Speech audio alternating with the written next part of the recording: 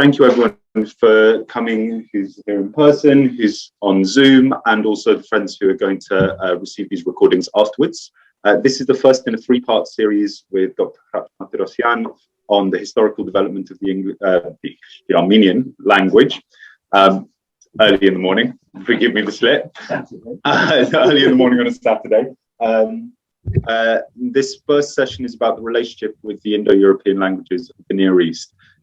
These series are a workshop series, so the AI studio is specifically meant to be participatory.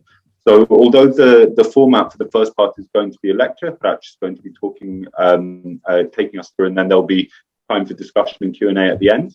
If there is a question that you have as we go along about clarification or something specific that you want to ask about, please do that. But if it's a more general question or a discussion point, then save that up for the end. And since we're starting slightly late, we'll also continue slightly later in past one, so we have enough time for discussion. Please. Thank you, Nick. Hello, everyone. In the last lecture, we were talking about the native origin of Armenian lexicon and morphological inventory and other related issues. And those issues were concerned with the Indo-European origin of the Armenian language. And now we are going to discuss a further chronological layers of the Armenian language, that is to say, the borrowings from Armenian to other languages, but also vice versa, to borrowings from non-Indo-European and Indo-European languages of historical periods. So, because any neighboring language can have different origin, we already forgot about the Indo-European origin of Armenian. It remains in the past, in the far past. You probably know or remember that we were talking about the age of the Armenian language, and the origin was somewhere in the 5th or 4th millennium before Common Era, and then the dispersal of Indo-European mother tongue happened, and from that period we can talk about the independent origin of the Armenian language. So the age of Armenian is approximately 5 or 6, or so. It cannot be decided with greater precision, of course, but approximately 5 or 6,000 years. So after the Indo-European dispersal, the Indo-European branches, actually the speakers of Indo-European different dialects on the Indo-European terms, they migrated into their historical homelands with different routes and with different speed, of course, also very slowly, most probably, and they end up in their historical homelands. So we know for sure that the Indo-European mother language was spoken sometime at a certain geographical area, which we conventionally call Indo-European Urheimat, or homeland, and we discussed this issue in the first lecture, and now we are going to follow the next historical periods. So if we look again to this map, then we can discern black designations of language branches: Iranian, Slavic, Thracian, Italic, Phrygian, Armenian, Iranian, Tocharian. You can see the huge spread, all these languages, Indo-European languages, throughout the map of Eurasia. And the other letters, like Greek, like green is for Finno-Ugric family, red is Turkic, etc. So these are completely different language families, but we are dealing with Indo-European language family, right? So after the Indo-European dispersal, Armenian, we cannot be sure about the roots or how far the speakers of Proto-Armenian language migrated, or all the same concerns of other branches. But at a later stage, we find the speakers of the Armenian language in the Armenian plateau, or in the Armenian Highlands. And you probably remember that there are different models of Indo-European homeland. So none of them is accepted with absolute certainty, of course. So they all are hypothetical. And according to any model, practically all the Indo-European daughter languages, so they should have migrated more or less at a far distance, or relatively little. So we are not going into details of this issue, of course. But now the following is important for our today's workshop or seminar. We can see here the Armenian lexicon, the chronological layers of the Armenian lexicon, but largely spoken, not only lexicon, but the linguistic stuff. First, we have Indo-European heritage. And again, this pertains 5th, 4th millennia before Common Era. Thereafter, we can have this late Indo-European or substrate period, which concerns later the time span, so 3rd, 2nd millennia before Common Era. Then we are arriving already to the historically documented period. And here we have many borrowings from neighboring languages, such as Caucasian, Anatolian, Hurrian, Urartian, Semitic, and especially Iranian languages. Later, of course, we have Arabic, which is also a Semitic language, of course, and some other languages, but they are already pertaining relatively younger periods. Why I marked Anatolian and Iranian with the different color, I think it's very clear, just to make a distinction that Anatolian and Iranian are also Indo-European languages, like Armenian is. So we are already in the historical periods, so we are dealing with neighboring languages. So it doesn't matter anymore whether a neighboring language is cognate to Armenian or not, because the cognate terms are left behind a couple of millennia ago, right? So in the prehistorical depth, because Hurrian, Urartian, Semitic, Caucasian, these are not Indo-European languages, but Anatolian and Iranian are. So if we, once again, we have a quick look at Acharyan's calculations of borrowings. So you can see here, we omit, of course, Mediterranean, which is a special stage, very old, and something between native Indo-European heritage and the period of borrowings. And then we have onomatopoeic words, which can also be, of course, of Indo-European descendants, but onomatopoeic words are a bit dangerous to discuss, because they can don't have they can be similar in cognate and non-cognate languages, because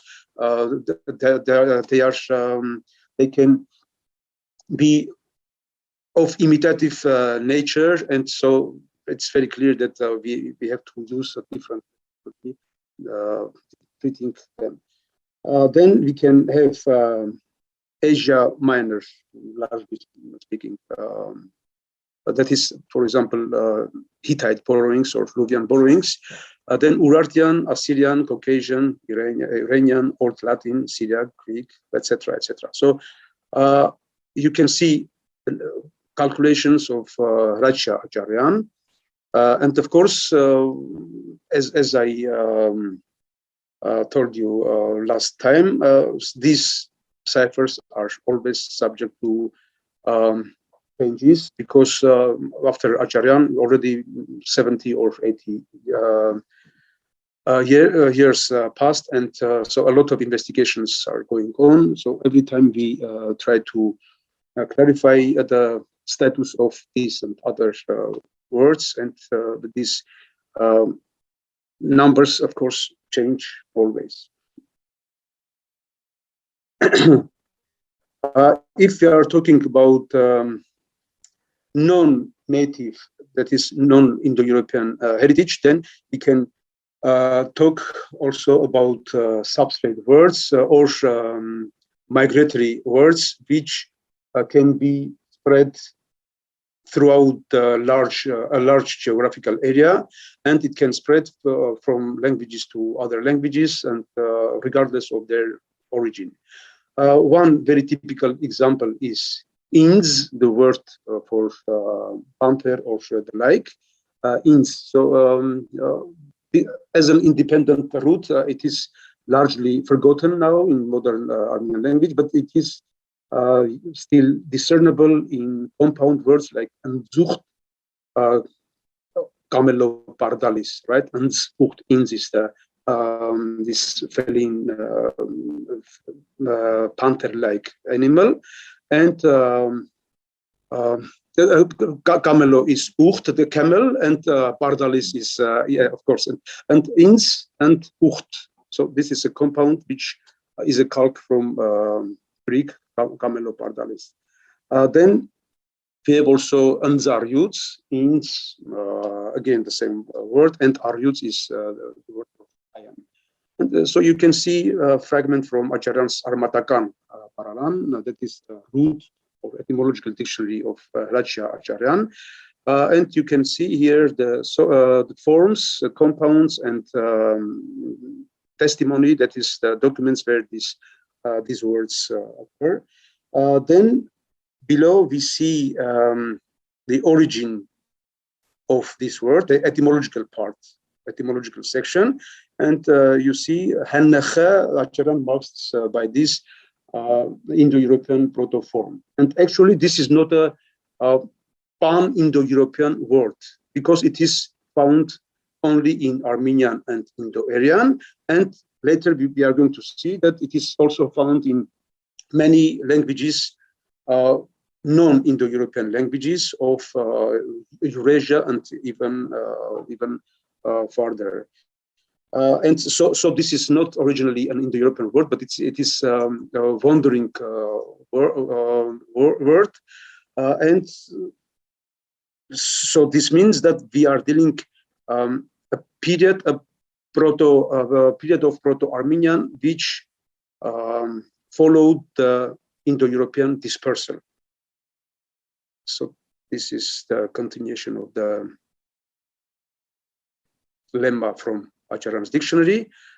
Okay, now please have a look here. So we reconstruct Indo-European-like form, reconstruction, Sinso, and again, from Indo-European languages, it is attested only in Armenian, ins, panther or leopard, and it renders Greek pardalis in the Bible.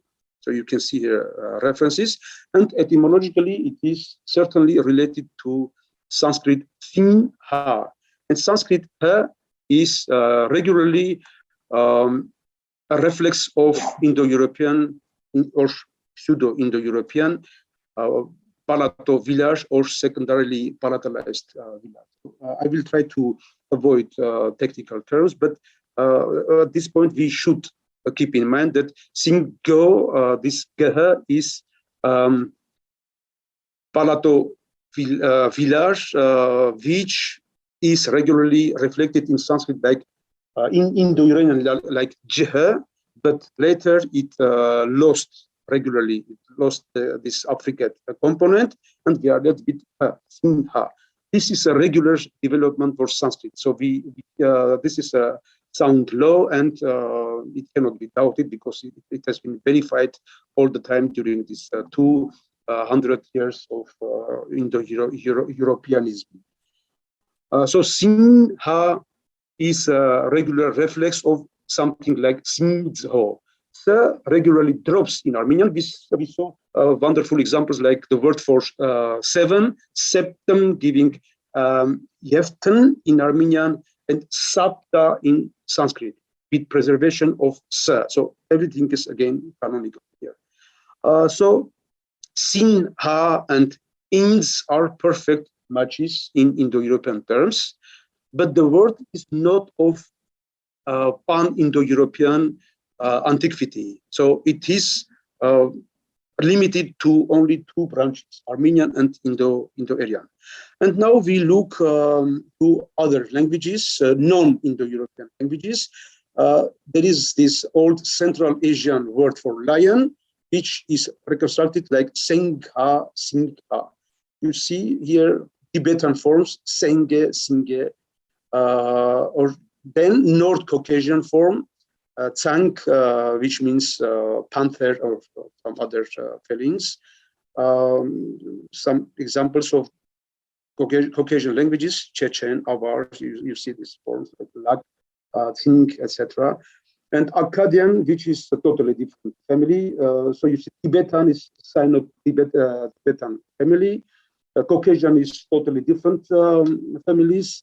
And Akkadian and Tzadik, of course, belong to Afro-Asian or Semito-Kamitic language family. So we see that we are dealing with a very large wandering of migratory word, and also some Indo-European forms participate here. And Armenian, Indo-Aryan are part of these representatives of this animal name. So it can hardly be coincidence. You see Tibetan Senge and Indo-European Singo, and both designate feline animals. And also the others look very much like this. So we are dealing a very interesting migratory word, and phonologically we can see that it belongs to not non-historical, relatively younger periods, but it was something between the Indo-European dispersal and historical documented period. So it is most probably we are dealing here with the first part of the second millennia before Common Era. Then we proceed to Kartvelian borrowings into Armenian or vice versa, because with some languages we have only one direction. For example, Armenian borrowed a lot, not only Armenian, but many languages borrowed from Iranian languages, and also this is considerably related with the fact that there was this Iranian empire, and this is historically and culturally understandable. And there are a couple of possible examples of borrowings from Armenian into Iranian languages, and certainly there are around 6 borrowings in the modern period, that is from Armenian to modern Persian. But we almost do not have old Iranian, Armenian borrowings into Iranian languages. But the other way around is really huge evidence, and more than 1,000 roots have been borrowed from Iranian languages into Armenian. But the case is different with Kartvelian languages. So there we have borrowings with both directions. There are many Kartvelian borrowings in Armenian, and also Kartvelian languages borrowed from Armenian considerably. And it is very significant that, very much significant that there are even not borrowings from Armenian to, for example, Georgian or other Caucasian languages, but at a very old period, Kartvelian proto-language, or some part of this Kartvelian union, borrowed words from Armenian. So you can see here a very important cultural term. The word for wine, Kartvelian hvino. The Armenian word gini, the word for wine, is an O stem. That is, it was historically from Vinyo. So Gini and genitive is, you can see here, Ginvo, with specific inner Armenian development of this W when E is before the labial vowel O. So Gini and genitive is Ginvo, from Indo-European Voino or Voinio of Proto-Armenian form.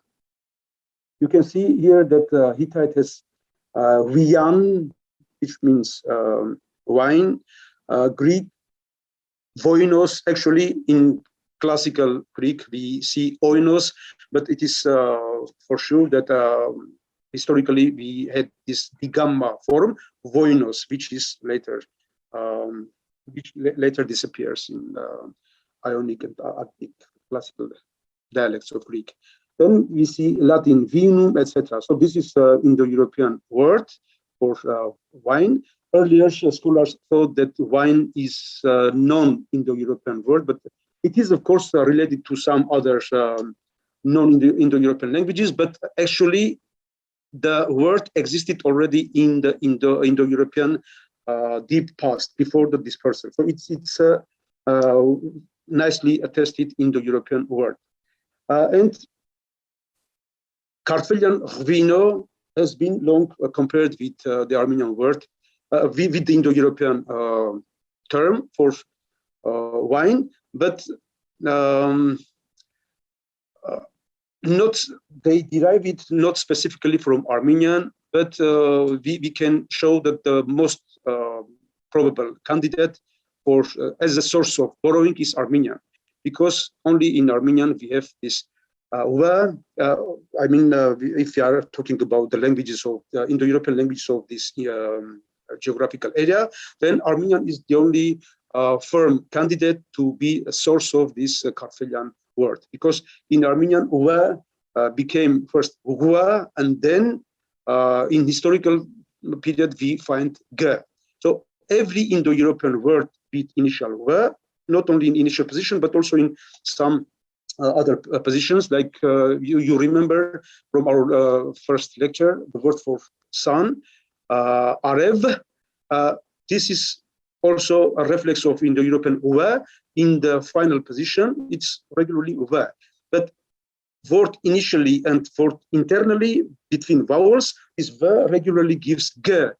This is why we have Arev, but we have Areg Aken or Aregi. Right? So when v is either in word initial or word internal between vowels in positions, then this v very regularly gives g in Armenian. Another very typical example is the word for cow. We also saw this form in the first lecture. It is Indo-European gvov, and it is reflected in native Armenian kov, right? But next to this, we have kogi, from koviyo, so with the suffixation pertaining to cow. In Sanskrit, we have gavya, which means cow product, gavya, pertaining to cow. And in Armenian, we have exactly the same iyo suffixation. And so starting form is kov with v, and then koviyo became kogi, and genitive kogvo. So whenever v is in intervocalic position, then it regularly gives an Armenian g. So Arev, Aregi, Kov, Ogi, etc. And the same happens also in word initial position. So every Indo-European v also in word initial position gives in Armenian g regularly. So Vinio, that is the Proto-Armenian form for Gini, Ginyo, Ginvo. It was something like Rinio. And Kartvelian borrowed the Armenian, Proto-Armenian word at a very old period. If it were the historically documented period, then they would borrow it like Guinea.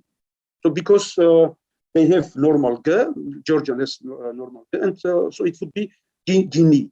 But it is Hvino with preservation of O stem vowel and also initial V. Klimov and other scholars have different explanations, and some scholars do not like very much the fact that the word for wine, the Kartvelian, the Georgians are very proud of their wine. I never drink wine, but okay, I can agree that their wine is wonderful, and probably Armenian wine is also wonderful. And also we have this Areni cave, important finding, etc. But now we are dealing with strict linguistic facts, and according to these facts, regardless of the quality of wine in different periods, the most cogent linguistic analysis can show that most probably Kartvelian Hvino is borrowed from Armenian Hvino, so not from classical period, but in some old ancient period. Another very interesting example, which proves what we said about this initial development, is the word for juniper, this tree. Kartvelian is Ghvi, and Armenian is Gi. Later we have Gihi, it's the same tree name, but the etymological pure root form is Gi, and it is also attested in 5th century. But then we have very fertile, very productive tree suffix E, like Karin, Karni, Khanzor, Khanzori. So every Armenian knows about this native Armenian suffix, tree suffix. So analogically, after this E suffix, we got not only this root form Gi, but also Gi, Ki.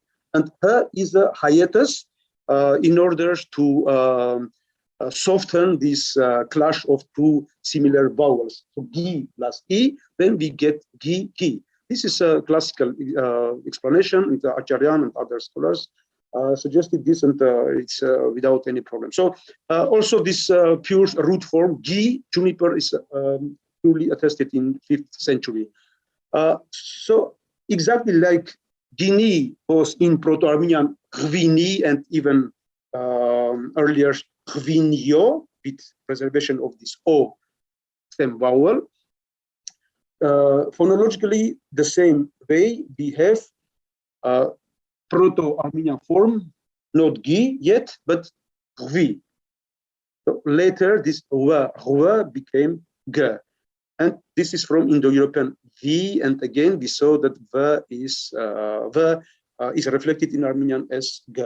But the intermediary stage is Hva. And you can see here from the same tree root, Greek V, thea, with extra suffixation, which means willow. So, this Indo-European tree name is the similar origin of both Greek and Armenian and other cognate forms. And of these forms, Armenian is the only one which regularly represents this sound shift, V to Rwa and G.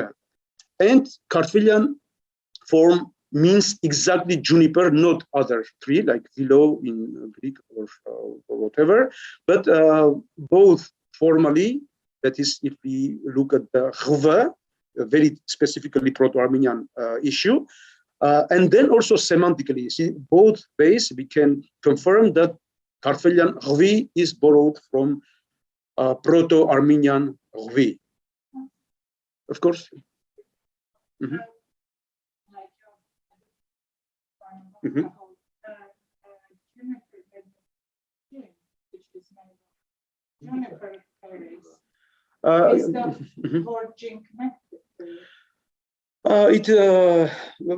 They have to set up this separately. It's something beyond this discussion, because it continues a different word.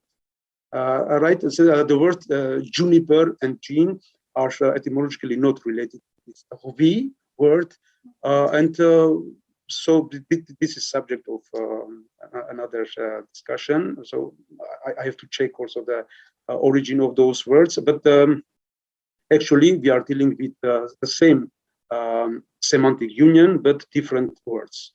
So for this reason, now this different issue, and the meaning of this word is juniper. So, but we are dealing with different designations of the same tree name, right? Okay, thank you. So next, another very typical, very interesting example, Georgian, Mingrelian, Pony, a word which is borrowed from an older form of Armenian hun, ford, shallow, riverbed, etc. And in the last lecture, we talked about phonological shift from Indo-European pa to fa and then ha. And this is reflected in different Indo-European languages, such as Germanic fa and in Armenian pa. The original form was pa, and you remember the word for father, for example, pater, like Greek, Latin, and in Sanskrit, pitar, etc. So very well-known and very firmly reconstructible form, the designation for father, and pater. So almost everywhere it has this shape, more or less, pater, pitar, etc. But in Germanic, it regularly continues fa as fa, so an intermediary phonetic development. But then fa in Armenian was subject to further aspirantization and then we end up in ha. So you remember also Peruti, which last year, Greek Peruti means last year, and the exact Armenian match is Heru, so with the loss of final unaccepted vowel, which is also canonical for Armenian, and Peruti became Heru very regularly in Armenian, like Pater became Hairs in Armenian, right? And next to Peruti, Sanskrit has Parut, which also means last year. So everything again is regular. We also remember the shift of Indo-European A, A, O vowels into one Indo-Iranian A merge vowel, right? So Pa develops to Fa and then Ha in Armenian. This is certain. And so this means that historically documented Armenian hun, the word for riverbed or fort, in Proto-Armenian level period, it was fon. So please have a look carefully to this reconstructed form in the European pond. So we have here two important sound laws which are regular in Armenian. The first one is pa becoming ha in Armenian in word initial position.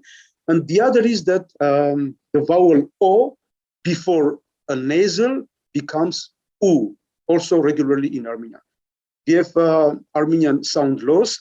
A becomes e before nasal, that is na or shma, and o becomes u, so it becomes higher, again under the influence of the following nasal. So, for example, Armenian Indo-European penkve, which is numeral. Can anyone guess what is the reflex?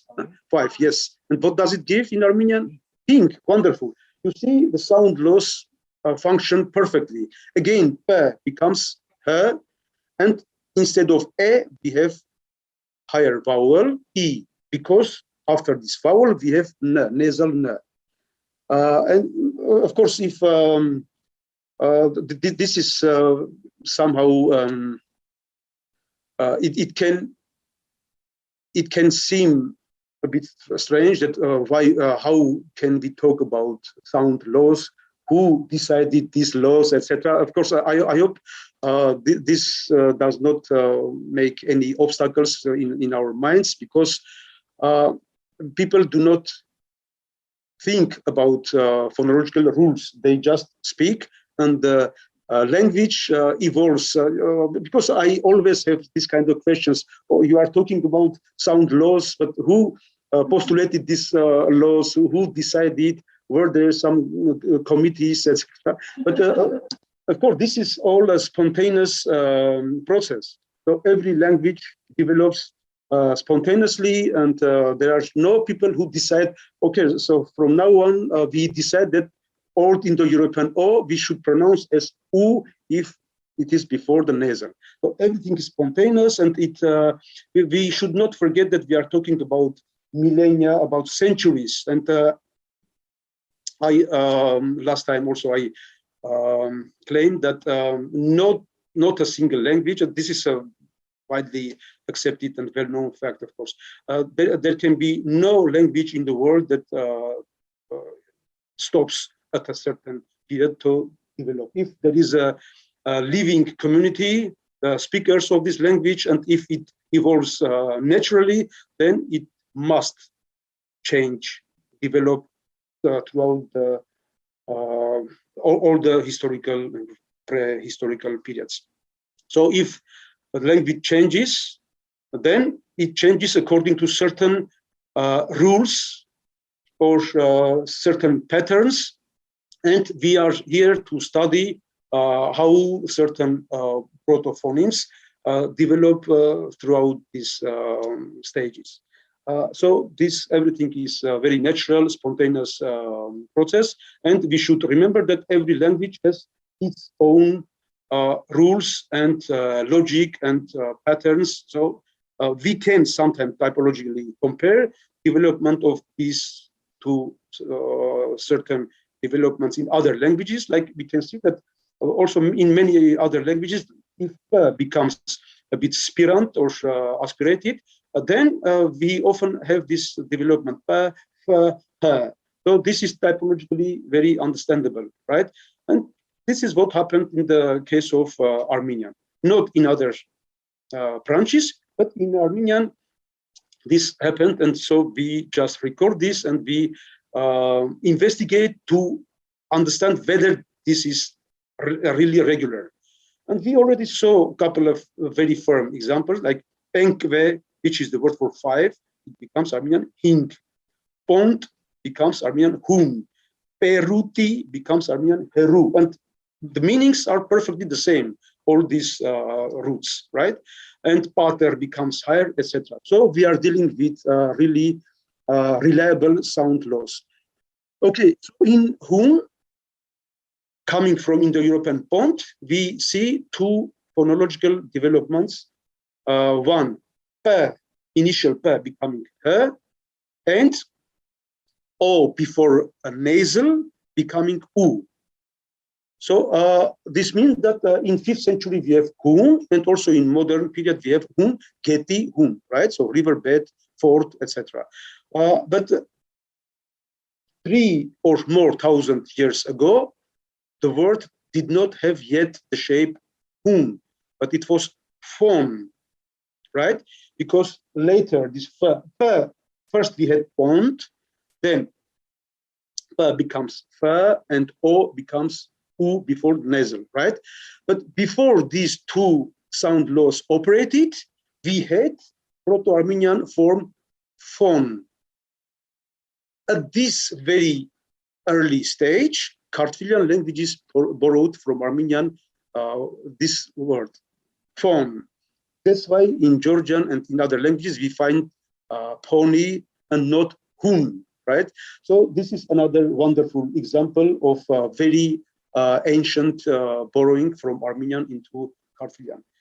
This shows that Proto-Armenian was not very far from Caucasian languages, and also that's together with the evidence which I briefly mentioned, is dragon, Vishapak Kotorner, dragon stones, and also that there are borrowings from Armenian into Urartian, and some other files, like also in a couple of minutes we are going to see that there are also Hittite borrowings into Armenian. So this also suggests a considerable antiquity, right? All this and some other evidence, which all of which cannot be mentioned here, of course, but this kind of cumulative evidence would suggest that the speakers of Proto-Armenian were already in the 3rd and 2nd millennia before Common Era, in or around the Armenian plateau. Of course, once again, we cannot take a priori the presence of any language in its historical homeland for, in endurance of 10 or 15,000 years. But then we have to study from modern periods going to time depth. And we can, for now, we don't have very firm evidence for the third millennium before Common Era, but the second part of third or mid-second millennium is more or less feasible. Again, Kartvelian languages borrowed from ancient stages of Armenian, and this is really of significant importance for reconstructing the old layers of development of Proto-Armenian language. Okay, then we move on to the issue of relationship between Armenian and Anatolian languages. Anatolian, we remember that Anatolian is a very important branch of Indo-European language family. Most important languages of this branch are Hittite and Luvian, but there are also some Lycian, Palaic, etc. And of course, this Anatolian, as the designation Anatolian suggests, this language group was historically documented in the central part of Asia Minor, that is contemporary Turkey. So this means that at a certain period, they should have been neighboring languages, right?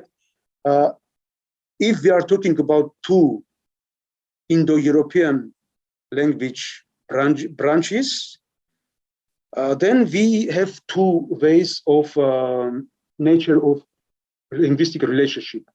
The first one would be native terms, yeah, because Armenian and Hittite being both Indo-European languages, they can reflect things which are inherited from mother tongue. So in this case, we are not dealing with borrowings. So there was this mother language, and Anatolian and Armenian have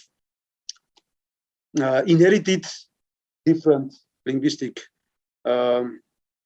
entries from mother language.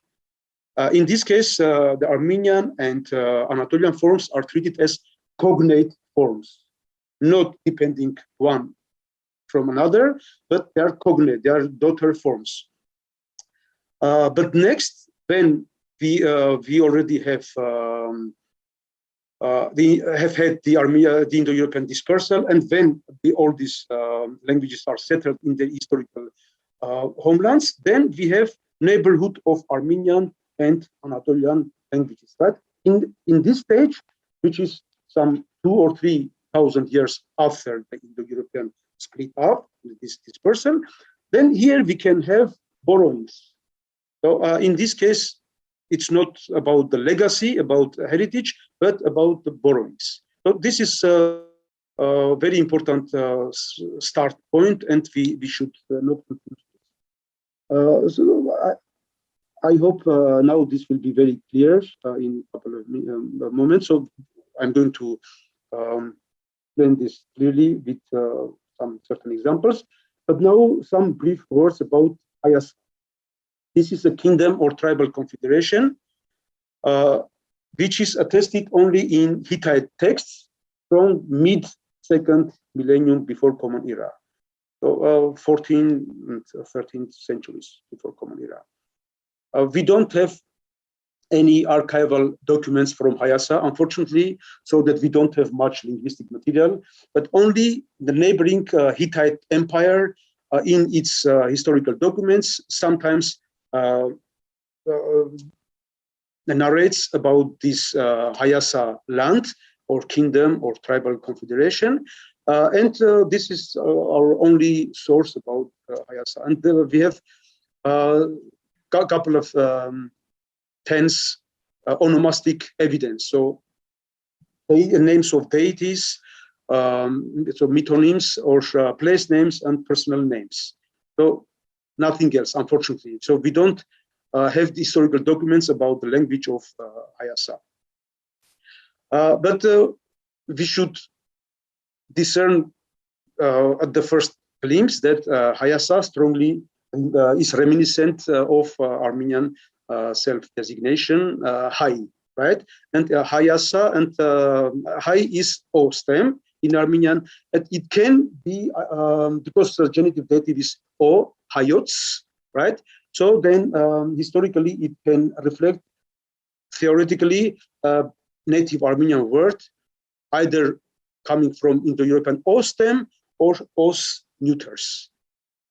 This is important because of the following, so we are going to see why.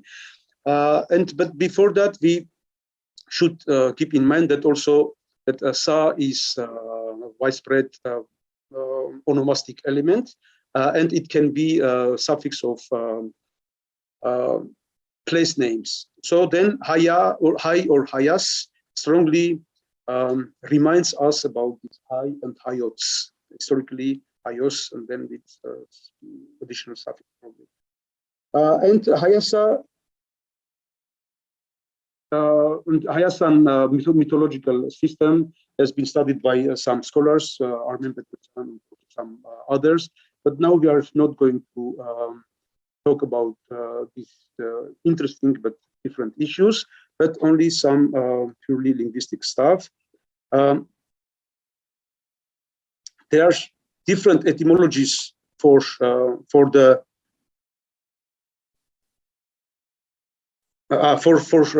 Hay, for the word Hay, which means Armenian. You can see here the first one is relation with Hayasa. Second is from Hati, which we discussed day before yesterday. And then Indo-European Oti, Armen Petrosyan developed this interesting theory and wrote considerably about this. But there are certain phonological problems. So once again, we cannot discuss all the details, of course, but I would say that I give, and I didn't mention here some other things. So there is this Mesopotamian Ha, theonym, and some other views, but I don't discuss them. But I only mentioned that, to my mind, slightly preferred can be the view of Georg Jaugyan, famous Armenian linguist, actually the most significant Armenologist, I would say, of the second half of the 20th century, Georg Jaugyan, a pupil of Hrach. According to his idea, which I tried to develop in my etymological dictionary and some papers, according to this, Hay reflects the word for metal, Indo-European word for metal, copper, useful metal, copper or iron, or a good kind of iron. And so, for example, Sanskrit, we see ayas, which is the regular reflex of ayos. It means usable metal, in contrast with precious metal like hiranya. And it is reflected semantically as copper or iron. Old Avestan ayah, with regular in Iranian. Then Latin ayes, copper or bronze, Gothic ides, bronze, etc. So this is an Indo-European metal designation. And why we think that Armenian word Hay can reflect this word? Because certain parts of our Armenian plateau were considered as very famous for preparation of iron. Sometimes also in general with any useful metal, but especially iron.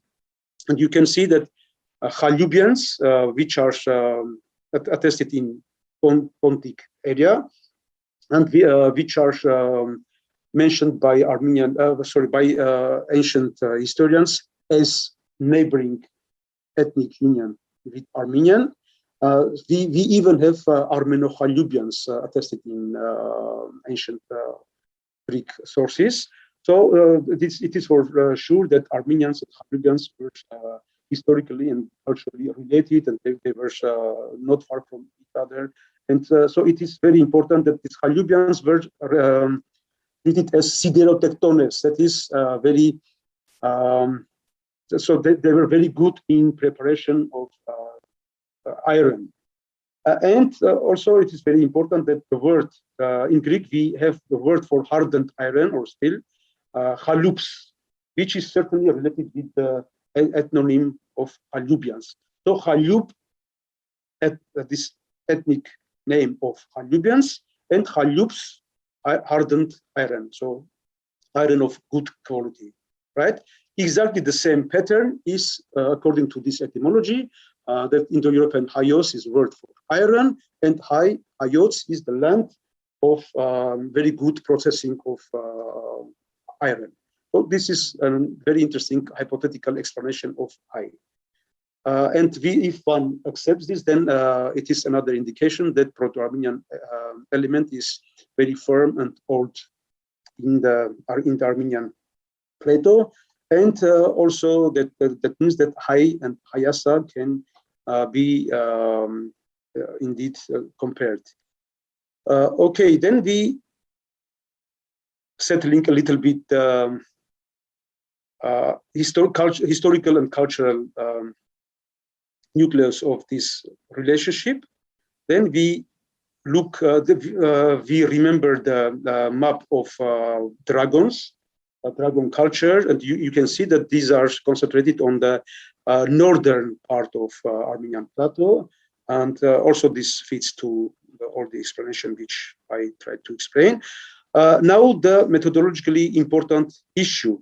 So again, if we are talking about two Indo-European language groups or branches, the linguistic relationship between them can be twofold. One would be the inherited element, because again, both are of Indo-European descent. And the other would be borrowings. So this is a nice group of examples where we are dealing with reliable matches between Armenian and Hittite. But in this case, we are dealing with the oldest layer of this relationship, that is the terms of Indo-European legacy, inheritance. Because all these words are Indo-European roots. The word for grandmother, the word for grandfather, so the first one, Han, and the second is Hav. Hav is, of course, homonymous and etymologically unrelated to another Hav, Armenian, which means bird, and which is also of native origin, and Latin avis, bird, and some others are related to this. So we have Havi, Proto-Armenian Havi, and Havho. They meant totally different things. They are not etymologically related. So in classic period, we find Hav, bird, so from the other root, and Hav, grandfather, which is related to Hittite. Huha, Latin avus, Lithuanian avinas, etc. And the first one, grandmother, Han, in Hittite, Hanna, Greek, Annis, mother-in-law, or Hanna, grandmother, etc. Then we have the word for sheep, Ovi, which has been lost in Armenian. It meant sheep. It is a very reliable Indo-European word, meaning sheep. And in Armenian, it has been preserved only in a very archaic compound, Oviv, which comes from our Indo-European Ovipa. That is the one who pastures sheep, right? Shepherd. So exactly the pattern of shepherd, right? So hovi wa, hovi papa, intervocalically giving wa in Armenian, again, like we saw in the first lecture, right? So hovi and Luvian, which is also an Anatolian language, there's exact and very reliable matches. both meaning sheep, and hovi and havi, Latin ovis, sheep, etc., etc. So this is very widespread and reliable in the European world. So here we see three different Armenian words of Indo-European origin. In all of them, Armenian and Hittite have preservation of initial laryngeal or the like, this h sound, but the other Indo-European languages drop this h or h or whatever. There is a lot of discussion about the phonetic real nature of these phonemes. So we are dealing with very interesting archaic layers, and also we see that Armenian and Hittite here have certain resemblance. So all the cognate languages drop this initial h, but only Armenian and Hittite and Luvian, that is Anatolian branch, they preserve this h. But this is an archaism. So it doesn't say anything. It's very interesting, very important, but it is archaism, and it doesn't say anything about a close relationship between Armenian and Anatolian among Indo-European language family. Okay, so so far we have been treating with phonological, very interesting phenomenon present in Armenian and in Anatolian. Now we see further examples, but which are also archaic. This Indo-European form veden and oblique uden, so with ablaut. Indo-European has this interesting phenomenon called ablaut, when we have certain vowel change, vocalic change, in the middle of the root. So you see ved, it has an accent, but in oblique cases it has been loosened, and the accent goes to the suffix, and for this reason a vowel drops. So veden nominative and oblique uden. So from veden we have Armenian getin, earth, the word for earth or ground, and ostem, getin, getno. So Armenian continues this full ablaut form veden, right? And then with reshaping of the suffix like getin. But Hittite developed the word from oblique stem, utne, utni, which means exactly the same, land. So both formally and semantically, we have a reliable etymology. Indo-European old veden and uden, it is reflected in Armenian getin. You certainly remember that we were talking about Indo-European v giving g, and once again we see the preservation of this vocalic, the phonological development. So v is g in Armenian, and this is specific and reliable sound change in Armenian. Next, we have the word for high, bardzu, again with this palatal village, gh, which gives in Armenian z, like we saw also before. Hittite is so-called Kentum language, not Satem, like Armenian or Indo-Iranian and Balto-Slavic.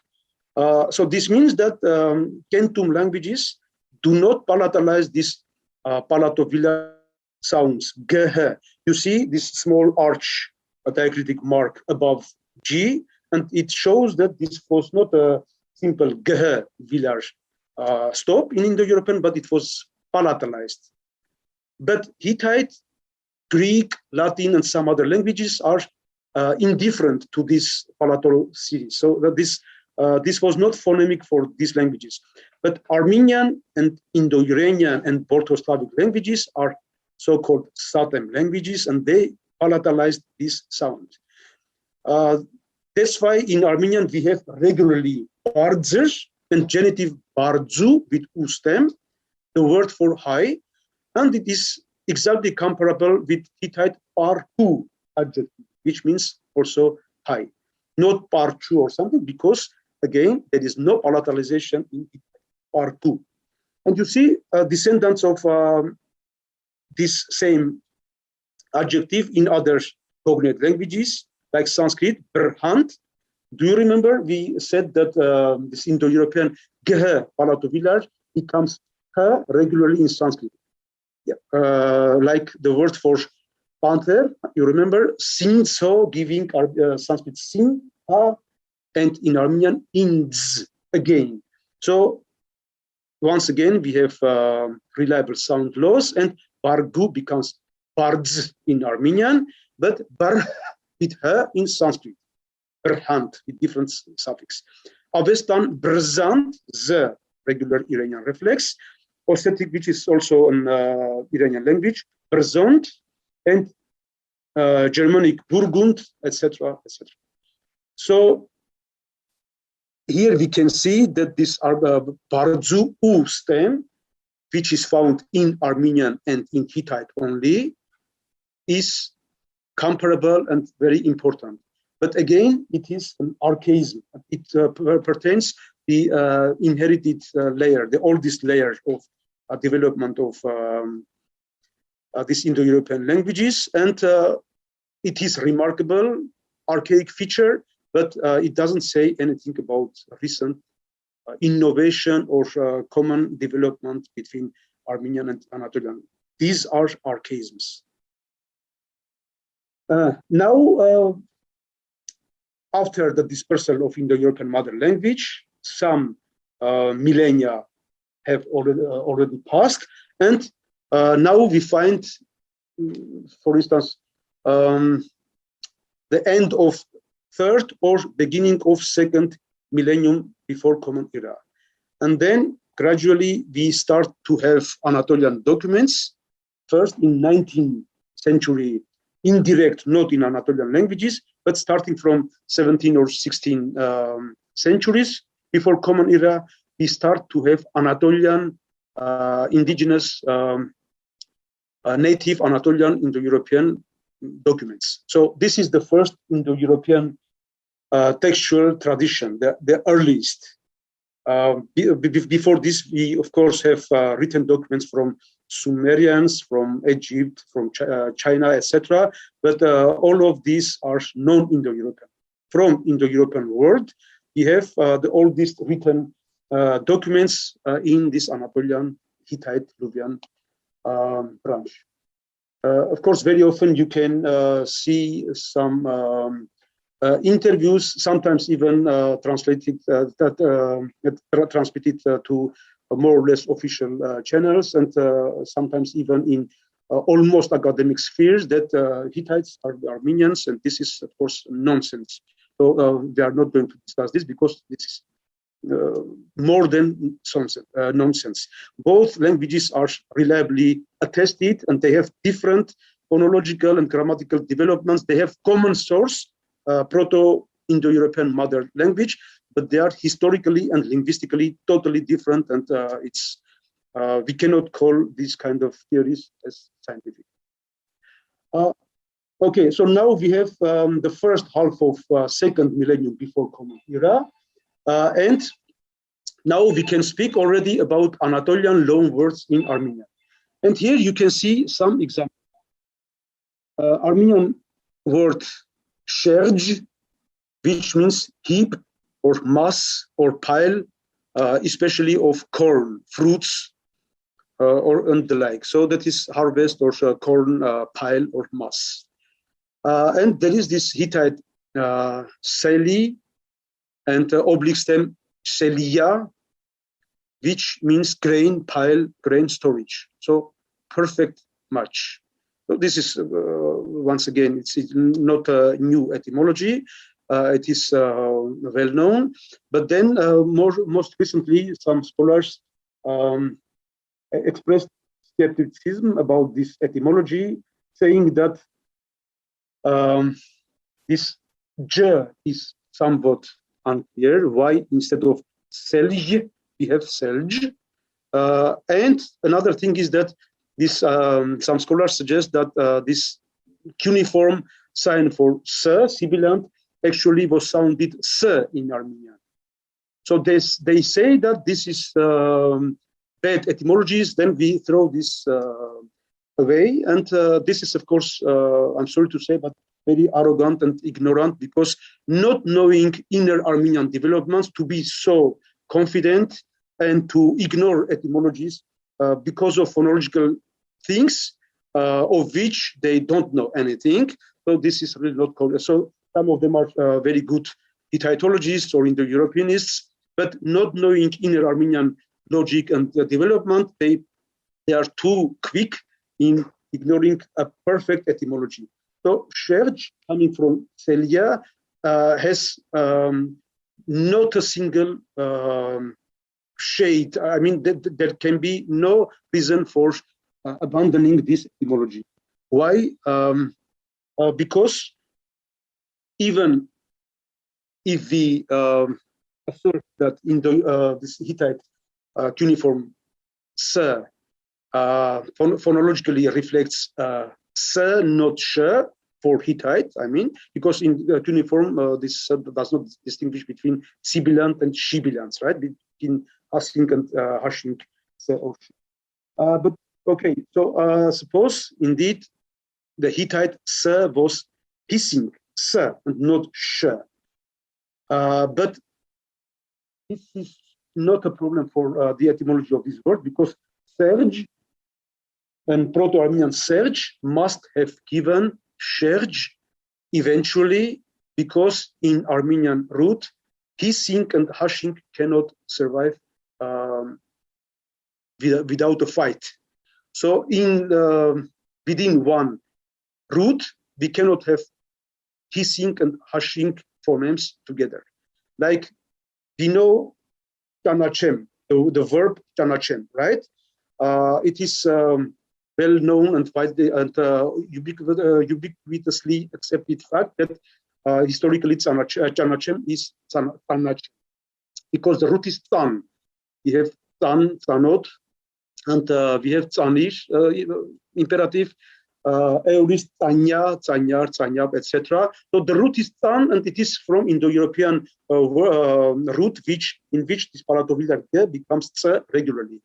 So tsanachem, this assimilation tse to che happened only in this present form. Tsanachem became chanachem because tse is hissing and che is hashing, right? Tsanachem is very difficult to pronounce in Armenian, especially in historical context. So there cannot be any discussion about this. Chanachem comes from Tsanachem, and Tsan is the real root, and it was assimilated Tsanachem, Chanachem. The same happened in Iranian loanwords. Even like we have the verb such, Iranian verb such, and with the very productive prefix pati. And from pati such, we have Armenian word patshach, of course, not patsach, not patshach. Another very transparent example, you know the word zhuzhkal, right? And zhuzhkal is someone who gives his power, literally speaking. Zhuzhkal. This is also very classical, normal. It's not my finding, and so, but I try to collect all this material and to give coherent explanations to etymologies, right? So zhuzhkal became zhuzhkal, and all this happened already before classical period, before 5th century. So I can multiply examples, of course, but this is very typical for Armenian. So in older periods, this Serge could not survive. Even if we would have Serge, then there should be something wrong here. But we have very nicely documented form Serge, and it can be developed from Serge without any single problem, right? So those scholars who argue against this etymology, they just do not know anything about Armenian phonological rules, and so I wouldn't put this sharply if they would not have been so self-evident, and so I mean very confident and very strict, right? So okay, so this doesn't work, so we throw it away. So I wrote about this in my paper, so we are going to see of my paper, Anatolian borrowings in Armenian. Okay, so Sherj is a wonderful etymology, and also after resonant, like L or R or nasal, Here becomes J also regularly. Like we have Anurj, Gerj, and many other examples, and this is also typical for Armenian. So Sergio becomes Sherj in Armenian without any single problem. Also, the meaning is perfectly identical. So this is a good example of Hittite borrowing in Armenian. And many skeptical scholars say that there may be some Luvian borrowings, but not Hittite, because they come from the presumption that Armenians came into Armenian plateau after the fall of Urartu. But this is the wrong methodology. First of all, we should assess the material and then to draw conclusions, right? And not to have a presumption that, especially because we already saw that there are Armenian borrowings in Urartian, and also there are other reasons to think that speakers of Armenian have been present in Armenian Highlands much earlier than Urartian period, not speaking about coming after the fall of Urartu. And again, Anatolian loanwords are another piece of evidence which makes the Armenian presence more reliable. And here below you can see examples that resonant. So this cover symbol R, it reflects any resonance. That is L, R, or M and nasals. So after this, Y becomes J regularly in Armenian. Like Anoryo became Armenian Anurj. Uvelyo became Armenian Gerj, genitive of the word for village.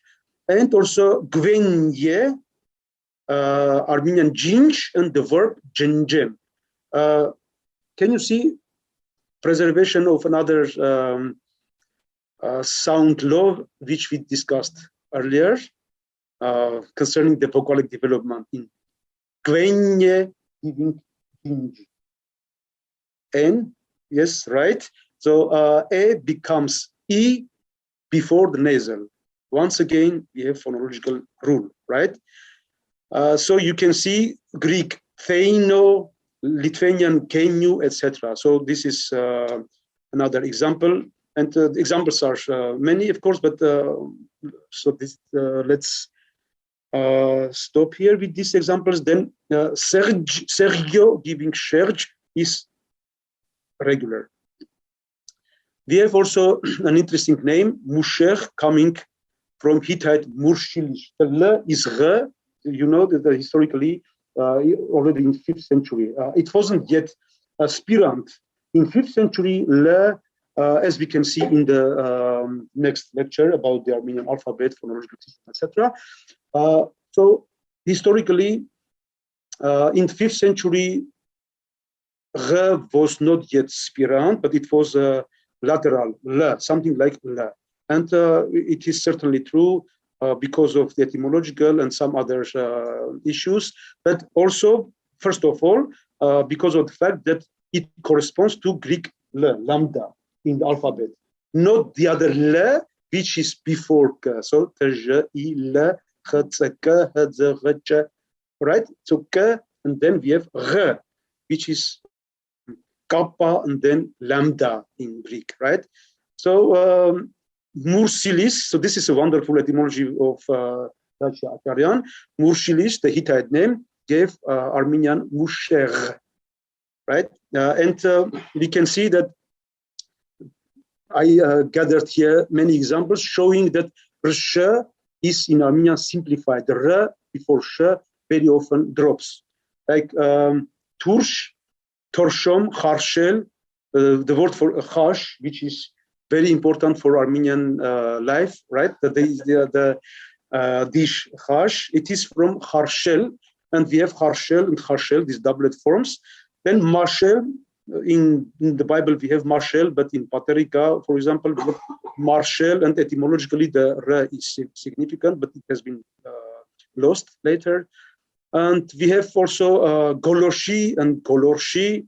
I presented here the etymology, which is very important because it is significant not only for the phonological development, Reshe giving simplified Sh, but also that here we have an interesting cognate in Hittite.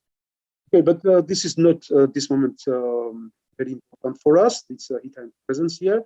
Then we see Armenian kashi, skin, hide, or leather, and it must have been borrowed most probably from Hittite Kursha and Kurshi, and the Hittitologists reconstruct this Kursha, which is semantically exactly the same thing: skin, hide, fleece, etc.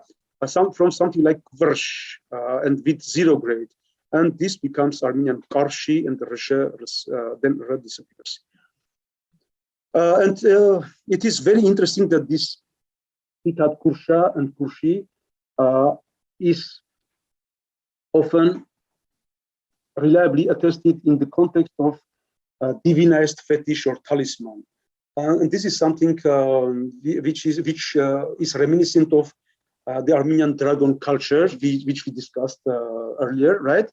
Because according to this ritual, this from sacrificed animal, they took the skin with legs and the head, so without the body itself, without the ribs, etc.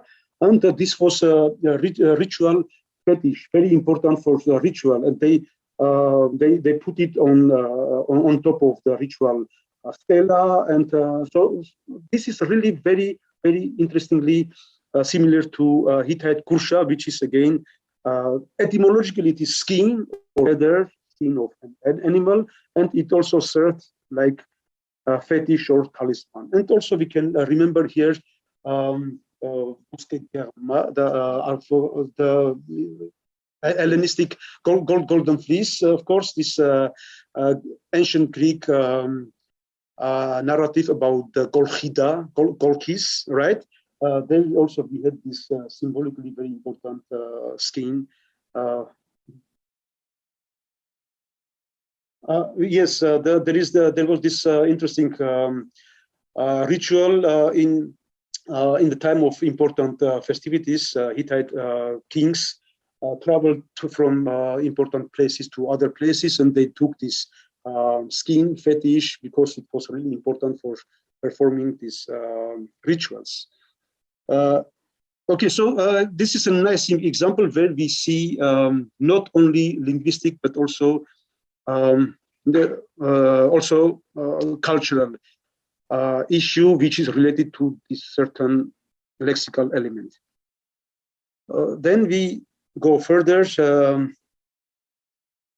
I don't want to mention all the examples. A list we can see a bit later, but then just to economize our time, I just remember another issue. Then we go to the next step of our lecture. So then in Indo-European, there was this word wood, dorv or derv, which means wood. And most of you certainly would think about the word, Russian word drava, wood, and you will be really very right, of course, because it derives from the same Indo-European word. So dorv or derv, it means wood, and in several Indo-European traditions, from this word, from this root, we have designations of craft items, like loom or pestle or spoon or trough or this kind of thing. So any implement made of wood. And you can see that Indo-European Badeka, like we had also before, becomes a voiceless Badeka in Armenia. And this dorv, and again, v in certain positions become de. So this dorv or derv became in Armenian torg, wooden framework, loom, torg. And in the last lecture, we will see how important this is for development of this terminology in Artsakh territory, and where Artsakh is unique. This torg, this wooden loom, is the only dialectal region where this word has been preserved. It is attested in classical Armenian, but semantically more archaic outcome of this word has been preserved in Artsakh and Syunik as a rag making term of native Armenian origin. So this is, you understand how important this is for assessment of the importance of Armenian element, lingo culture element on the territory of Syunik and Artsakh.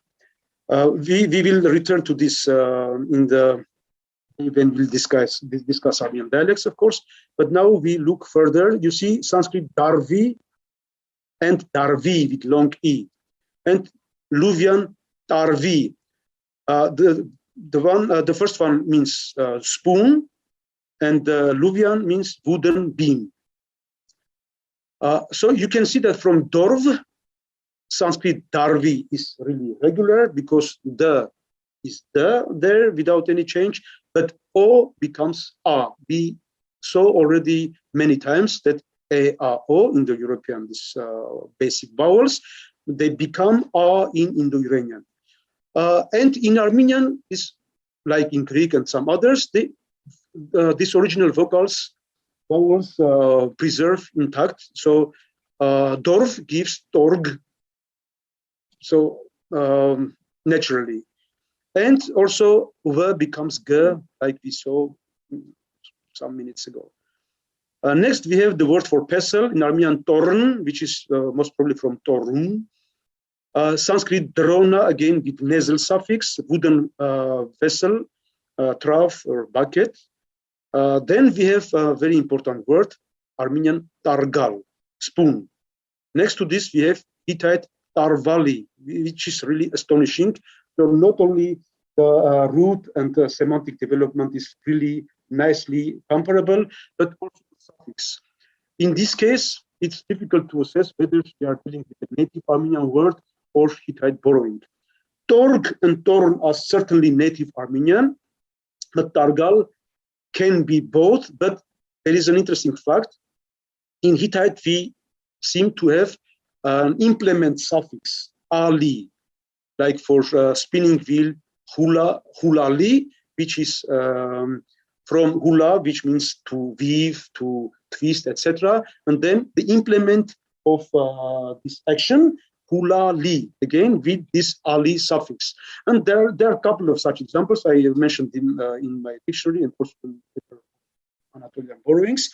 So this means that because as a suffix, it is at home in Hittite, and we don't have firm evidence in Armenian, then we can discuss and we can say that this Targal has been borrowed or at least influenced. So this would be probably more cogent because Torg, Torn, there's native Armenian certainly, but then with this Ali, then we are better and safer on this background if we suggest that this Tarvali help to maintain this term in this form. So what is a pestle? Pestle is a wooden thing with which you crush corn or this kind of things, right?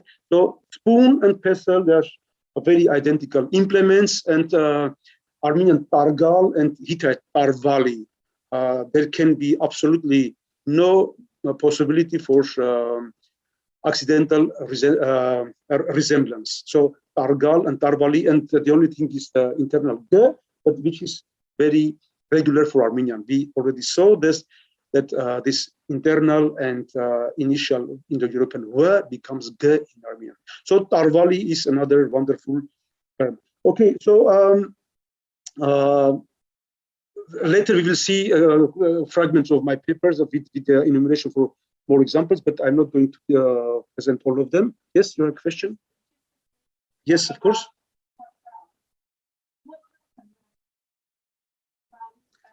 This is a wonderful question. Yeah. Yes. Yes, this is a wonderful question. And in the 5th century, we have Targal. Moses Korenatsi, for example, testifies this word, Targal. And we know for sure etymologically that it comes from Darvali, and Targal is the native Armenian expected regular normal form. So, and all this form related in the Armenian documented history in 5th century. But then in dialects, we have interesting developments. Targal, it becomes Degal, yeah, but because Pataka later, in post-classical and following periods, this Pataka becomes Badaga in certain dialectal areas. So Targal became Degal, and then Degal, and in some areas, we have metathesis. Degal becomes Gedal, right? And this is not an arbitrary thing. We have similar metathesis whenever we have this clash of this kind of stops together. Then we have a tendency in certain Eastern and some other areas that the preferred sequence of pronunciation of these stops is the so-called accessive and decessive binarism. So because when we pronounce a certain word, then we start from the lungs, from the internal part of the body, then the air comes through throat, then from velar part of mouth, then to dental parts, the teeth, and then lips are the end, the final part, right? So it goes from there to be pronounced after the release from lips, right? So if we had Degal, then this is not very convenient according to articulatory system of certain dialectal areas. So Degal is not very easy. Gedal is easier because G is velar, and D is closer to the outcome, the dental. So Degal becomes Gedal easily in this area. It doesn't have, this is kind of phenomenon which doesn't have to function everywhere. Certain languages have problems with this, but the others not. And also among the dialectal areas, we can have such differences. And I can bring also some other examples, so that there can be no doubt that this is really a scientific interpretation. We saw that Degal becomes Gedal, right? Exactly the same way, Zik and Zigel, right? And Zigel, in the same dialectal areas, it becomes what? Gzel, of course. In Lori, Gzel, even with this preservation of the voice. So Zigel and Gzel, it's perfectly the same word, and the same phonological phenomenon, the same metathesis occurs here. So Degal becomes Gedal, Zigel becomes Gzel, and also the word for coffin, Dagar, in some dialects it is Gadar, Dagar and Gadar. Tekorin becomes Tetorin, etc. If we leave aside this evidence, so we have many such examples, then if we take another pair of such phonemes, one of which is labial, let's see what happens here. So we have Petur, the word for feather, right? Petur. So in this system, it's not convenient for these areas. It's not very convenient because labial part is the last one, not the initial. So it's more convenient to say Tepur. You can open any etymological or dialectal or Acharans or other dictionaries, and you can see that in many dialects, Petur becomes Tepur.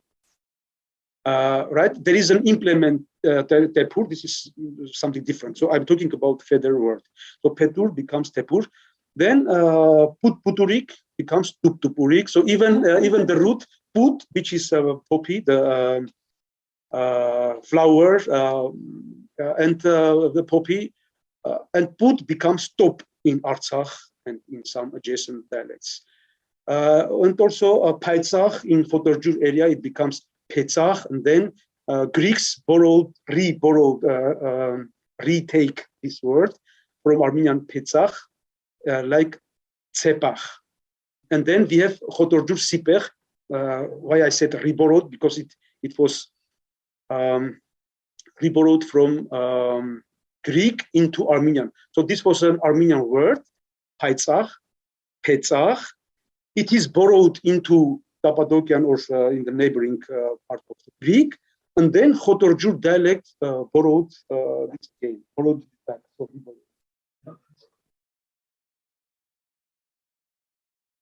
yes, after this metathesis, of course. So it's an interesting issue where we should treat the chronology of the attestations of this Greek word, and then it could probably help to understand when this metathesis happened in which areas. So we can assume that also in different dialectal areas it happened independently, not simultaneously, not in one stroke, right? So, but it would be interesting to find out the chronology of this word. Of course, but this happens certainly after this metathesis. And also, it's interesting that the only Armenian dialect which preserved R in Targal is Tigranakert, Turkal. So instead of Dgal, they have Turkal with preservation of this wonderful R. So Targal became Turgal, and this R is preserved in Tigranakert dialect, but the others, because it's a consonant cluster, it's not easy to maintain this, right? So then in most of dialects, this R drop. Then we have Dgal, and then in certain areas, metathesis Gdal. Well, again, Tigranakert preserves this Targal R. So, okay, this much about this question. So, Dgal, Gdal are the same word, and they are descendants of this old Armenian word Targal. And Ktal is, of course, much recent pronunciation, and in some positions, like also intervocalic Datar, Dadar becomes Datar, etc. So, especially in the clash of two stops, Gdal becoming Gtal. So, this is really very easy to explain. Okay, there are also some words which, for example, Jaukian thinks that they can be borrowed from Armenian into Hittite. This is this must be encountered, I'm sure, with a lot of fight from the side of Indo-Europeanists or Hittitologists. And of course, we need more evidence, we need more discussions on this, but there is some point. So this is only one example. And because Indo-European word for yoke gives le only in Armenian, under the influence of Lutzanem word, most probably. And Hittite has a native Hittite word, yugam. So this is native word for yoke in Hittite. But here we have a different word, Lutzi, le of which is reminiscent of the Armenian form, Lutz, and also semantically this is interesting because the first semantic nucleus of the Armenian word is yoke, of course, but then metaphorically, but already in the oldest period, it is attested, is secondary meaning, Lutz. So even in modern language, we say that, for example, Otar Yerkerneri Lutze, the burden, the yoke of the foreign empires or countries, etc. Right? So this secondary meaning is seen here in Hittite Lutzi. So both semantically and formally, this Hittite Lutzi is reminiscent of Armenian Lutz. And if this is true, then it can be a borrowing from Armenian into Hittite. And of course, this is much more risky. We need more evidence, we need more discussions, and one should be very careful here. Not only, not because like some Indo-Europeans would suggest that sometimes they say in our discussions, why would any old language borrow from Armenia? And of course, this is not a cogent a priori way of thinking, but what matters is the linguistic analysis. And if we have more reliable evidence, and then we should discuss what is going on, and not to say why would any language borrow. So then we should be cogent and critical, of course, from both sides. Okay, then we go further. Wonderful example, really wonderful. I recently published a paper about this and the two other forms, the two other words, musical instruments, the designations of musical instruments. And here we are dealing the word for lute, a lyre, or sitara, jinar. It is attested in since the 5th century, Moses Hornasi, then also in translational literatures, Severian of Gabala, Severianos, and it is certainly related with Hathic zinar, which is a musical instrument. So the connection between Armenian zinar and Hathic zinar has been recognized a long time ago, but the way of the exact nature of relationship and some other original matters are open to discussion. And I present here in that paper, in the recent paper, and also here I'm going to talk about this etymology according to which Armenian zinar has native origin, and this Hathic, if we should hardly say if related, but because zinar and zinar they are certainly related to each other. Okay, so now we have been talking about Mediterranean or Pontic cultural area, and my theory is that Greek kithara, which doesn't have any accepted etymology, it is related to Armenian zinar. At the first glimpse, this can be can look a bit strange, because there we have dental the kithara, and Greek kithara requires gihi dahara, because as we saw in the first lecture, Indo-European voiced aspirated series becomes in Greek voiceless aspirated.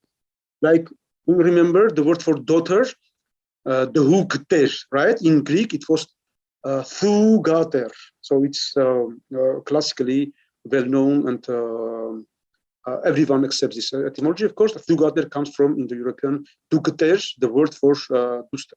Like Avestan or Iranian duktar, dukhtar, English daughters, Armenian duster, etc. So this means that gihi dahara should give in Proto-Greek gihi dahara, and then with so-called Grassman's law, kithara. So again, Greek kithara does not have any accepted, any reliable etymology.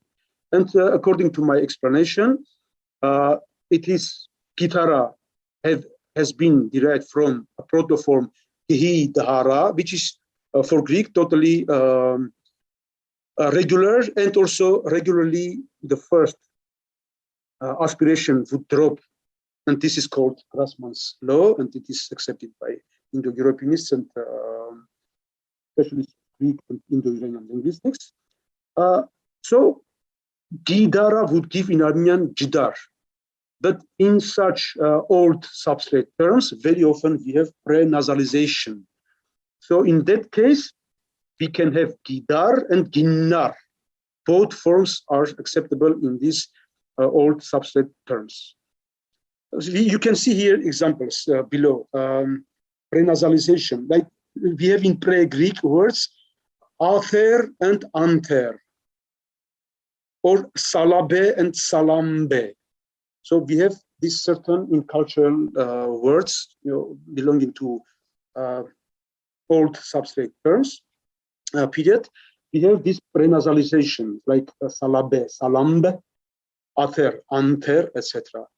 The same way we could have next to gidar, gihindar.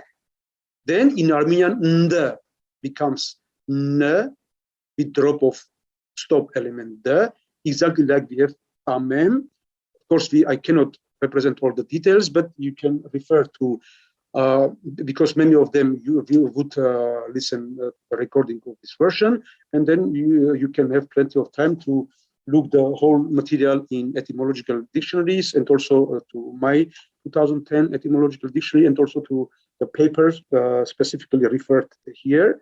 And you can see the whole material, and this is really regular. But there is even more. You see here nice explanation of the same phenomenon occurring in another similar cultural term of Mediterranean substrate layer. This one is accepted, the etymology. General is my etymological interpretation, but Amur is exactly the same phonological phenomenon, but in an accepted etymology. You see the word for bridge, kefura, in Greek here. You can see both on top and also in the table, right? So it has been accepted. Oh, okay. Okay. So we have an etymology accepted by everyone, according to which Armenian kamurj, and by almost everyone, practically everyone, Armenian kamurj, meaning bridge, and Greek kefura, which comes from kefuria. And again, ria becomes rj. You remember we discussed this, right? After the resonant, ya becomes j regularly. So kefuria becomes in Greek kefura, and in Armenian it would become keburj. But instead of this, we have again prenasalization, kamurj. You see, exactly the same which happened in the case of this musical instrument. So you see here, bridge, the same word in two variants, bridge 1 and bridge 2. The first one without the nasal, which is reflected in Greek kefura, and the second with nasal, kemburya. And in Armenian, this mb has been split into one, so kemburya becomes kamurj, exactly like we have instead of tsambem, etymologically with Sanskrit chambayati, etc. We have not tsambem, but tsammem. So again, m and bh became one, so tsammem. So again, phonologically regular. So like tsammem becomes tsambem becomes tsammem, the same way kamburya became kamurj. And Greek has nasal-less version, gebura. Exactly the same relationship is seen with my etymology with the word for guitar, this Armenian music instrument name, jinar. You see, layers or guitar, number 1, gidara, which is reflected in Greek again in nasal-less form, guitar, like bridge, kefura, without m or n inserted. But the second version is gindara, where we have the same phenomenon, gindara, and then it becomes jinar. We have secondary regularly palatalization of gin into jin in Armenian. Like you might think of well-known Indo-European worm, guermo, which became in Armenian germ, of course. In O grade, different formulas and term in Persian, etc. But with A grade, with palatalization, guermo, like in Greek, we have thermos from the same root. Guermo becomes germ, and again, widely accepted and impeccable etymology. So, because it's so regular, so Indo-European gv before front vowel A or E becomes germ. So guermo, worm, becomes germ regularly in Armenian. The same way, gindara becomes ginar regularly in You can see that in both cases, we have evidence also in Hattic, that is non-Indo-European language of the neighborhood. Hattic is more known in Anatolian world, so it's not Anatolian Indo-European language, but it was there before Indo-European Anatolians, Hittites and Luvians came into Asia Minor. So Hattic is a non-Anatolian indigenous language of that neighborhood. And it was more located to the northern, closer to Pontic region. And very often we can see discussions about the West Caucasian origin of this Hattic language. And Hattic evidence comes from Hittite texts, but Hattic was before Hittites came into this area. So here you can see that in both cases we have this interesting Pontic or northerly from point of Asia Minor or northern part of Armenian Highland. We can see from this cultural early era, like third millennium before Common Era, we can see here these two interesting cultural terms. In both of them, we have Hattic forms. You see, Hamuruva, so next to Kamurja, we have Hamuruva, which is beam, which served as a bridge. And in Abkhaz, we have bit, very interestingly, with nasalization and also B. Kvamber, which means, again, beam. And in Urartian, we have Kaburzani, which possibly means bridge. So you can see really very interesting Indo-European and non-Indo-European lingo-cultural evidence. And phonologically, they are also in agreement with all those rules which I like to present. Yeah.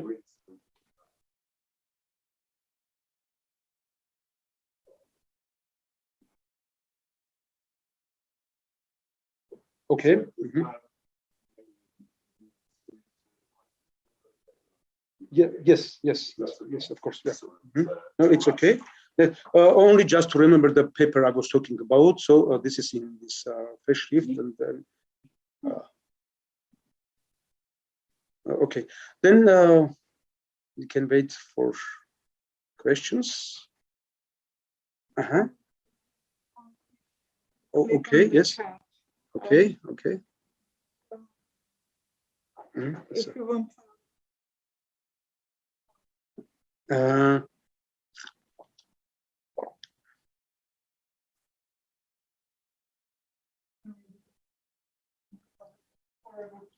So there are two questions. No, one question. Such Nagalsun for this illuminating seminar and the chance to still be with you or remotely. I missed a portion of the talk on Thursday. I'll watch the recording, but for now, could you give a summary of the relevance of Vishapakar to these linguistic and historical discussions? There have been a couple of intriguing references to Vishapakar during today's talk. Thank you. This is about dragon culture, which we had in the first lecture. So I'm not very familiar with this technique, and sorry for being slow. How should I go to the initial part of, or it's technically difficult to go, to just to show the dragon part to answer this question, or maybe it's technically easy to just very quickly. Okay, yes, I will try. Yes, technically it's not easy to go to the other part of the PowerPoint. Okay, so in the territory of, in the northern part of historical Armenia, we have this so-called Vishap culture, dragon culture. So these are large polished stones like stelae, which have had ritual importance, and it is cow or sacrificed cow or ox, most probably ox, carved on top of this, and as if a skin of the sacrificed animal has been overthrown on the ritual stela. This is a ritual which is reflected also in archaeological cultures located north to Black and Caspian Seas, in cultures from 4th millennium before Common Era, called Yamnaya, Sredny Stok, etc., which is very often attested interpreted as Indo-European. In these cemeteries, we find very often burials of horse or oxes, which consist of remnants of legs and head of the sacrificed animal, not the body itself, not the ribs, right? So this is exactly the same as depicted in dragon stones. I think it's without the PowerPoint or without the material, it's hard to say anything more on this. But because in the 4th millennium before Common Era, we have north to Caucasus in Indo-European cultures, this ritual sacrifice of this animal and taking out the leather, the skin of the animal without the ribs, without the main body part. The same ritual is evidenced 1 millennium or a little bit more later, more southerly, that is in the northern part of Armenian Highlands. So this means that we can have some shift from Indo-European element, from Indo-European cultures to the Armenian plateau. And more for more, I would refer to my paper about dragon stones, published in 2015, and it can be found in on the site Academia Edu, on my page of Academia Edu, and it's called Farm of Mountainous Lake and Dragon Stones, or something like this. So it's written in Armenian, but it has also a large summary in English. And so it's published in 2015 in a very important volume, totally devoted to dragon culture. So there are many very interesting papers there, and all of them have English summaries. So you can refer to this. And in my paper, the idea which I tried to present here is represented there in greater detail. I hope this would be sufficient for this stage. There are also some other interesting things in relation with later, much younger stages, which seem to reflect similar ritual phenomenon, which is reflected in this ancient terminology. That is called the so-called festivity name Morte Totov in late medieval literature.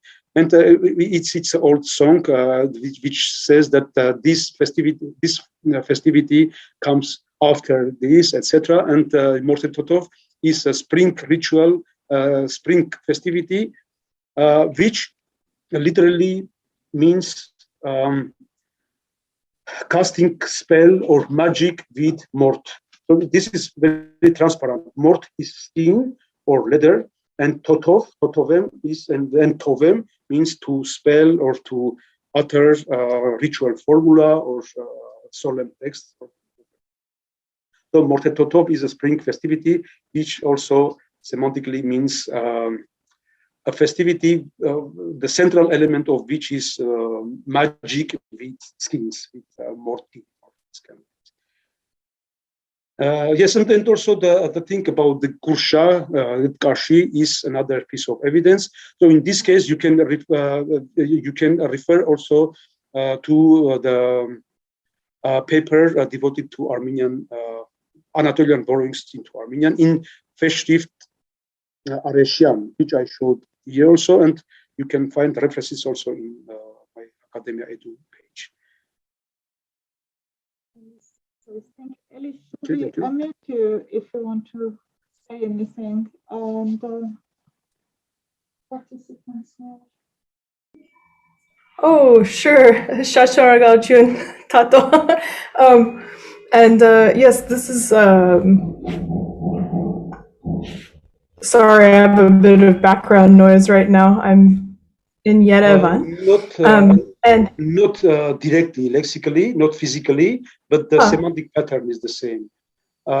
Because Toros is from is the short version of Theodoros, which means given by God. But it's a Greek name, right? Theodoros, and it is given by God. And the same pattern, not exactly the same name, but the same pattern is reflected in Astvat Tsatur. And the same way, Tsatur is the short version, starting from the middle of the word. Like from Margaret, we have Greta, and Gretchen, and other forms, but also Margot, right? So Margaret, Margaret, Greta, or Margot. So it's a widespread pattern when we start hypochoristic or vocative form of a name, not from beginning, like Margot is also okay, right? But from Elizabeth, we have Yerisabeth, Yerso, but also Sabet, but also Betty, right? So from Alexandra, yes, of course, from Alexandra, we have Sandra, Sandro, Sasha, Sanya, etc. But we have also Alex, etc. So Tsatur is short of Astvat Tsatur, given by God, and Theodoros is the same pattern, but from Greek. About Taurus, connection to Taurus and Taurus. No, I would say that this is accidental resemblance. Mm-hmm. My understanding was that there are no inscriptions in that language. Whatever we know of the language came to us through Hittite. Yes, of course. But they transmitted also some texts, and most scholars think that at that time, Hattic, at certain periods of certain texts, the Hattic was already dead. But the cultural presence is discernible, and also there are texts, bilingual texts, Hattic and Hittite, and so there's later I can give also the large corpora of Hattic material, and I can pass the references where to see, especially this Hattic evidence. And their language was neither Indo-European nor.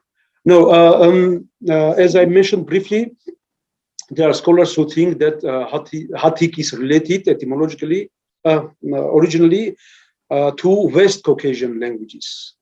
So Abkhaz, Adyghe, Ubykh, etc. So, and which is geographically more or less understandable. Yeah, not everyone is happy with this theory, but okay, this theory exists. And for example, very famous scholar Vyacheslav Ivanov and some others think that Hattic is etymologically originally related to West Caucasian languages. Similarly, there is a theory according to which East Caucasian languages, so West Caucasian are Abkhaz and others, but even like Uti, Chechen, Avar, Lezgin, and Chechen, Ingush, and many others. According to Diakonov and Starostin, these East Caucasian languages are originally related with Hurro-Urartian group, that is family. So this is a deeper, chronologically deeper period, of course. And again, many scholars are against this theory. They said that there may be some cultural links between these two language families, but we could hardly talk about the genetic relationship between these two families, because genetic relationships is something which implies a common origin, not borrowing of certain things or certain items, either lexical or ritual or something else, but common origin totally. So like in case of Indo-European, Armenian, Indo-Iranian, others are from, yes, so that they have been split up from Indo-European mother tongue, of course. And the same way, it sometimes scholars think that Indo-European was cognate with some other language families like Finno-Ugric, even Kartvelian, Semito-Hamitic, etc. So this is called Nostratic theory, right? But especially reliable seem to be, at least, relationships between Indo-European and Finno-Ugric or Uralic family. So some scholars even speak about Indo-Uralic union. So there's different interpretations, of course. But so this is called Nostratic theory, and it is very hard to prove. Here we are more on shaky ground, because we can imagine that reconstructing Indo-European is something else. It's relatively easy, because we are starting from modern period. We go through written evidence of many ancient cultures. Then we go narrower to the depth of original time. Yes, and then we arrive somewhere at the 4th or 5th millennia before Common Era, and this is the reconstructed phase of Indo-European before the dispersal, before the split up, right? And this is relatively easy, because Indo-European languages are widely known, very well studied, and they have some of them have 3,000 or 4,000 years old texts, and it is relatively easy. But then, in order to go into Nostratic level, then we should compare other families which have no written documents, and above all, they are much older. So they represent much older period than reconstructable Indo-European. So then everything becomes more and more shaky, and it's very difficult. Thank you.